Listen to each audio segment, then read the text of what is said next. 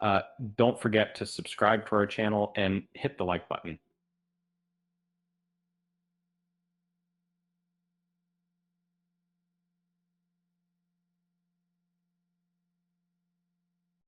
What does it take for an actor to make a lasting impression in the competitive world of superhero movies? Mikaela Hoover's journey began with a minor role in James Gunn's 2010 R-rated comedy, Super.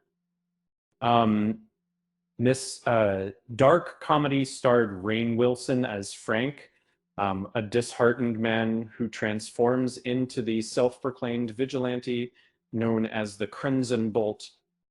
In Super, Mikaela Hoover played an intriguing character named Holly, leaving a lasting impression despite her limited screen time.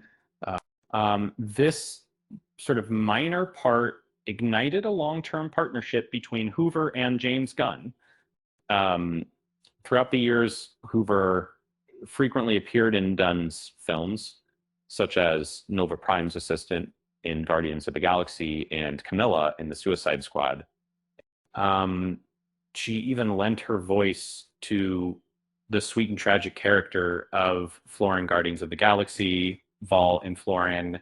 Number three, fast forward to 2025, Mikaela Hoover realizes her dream of portraying Cat Grant in James Gunn's adaptation of Superman.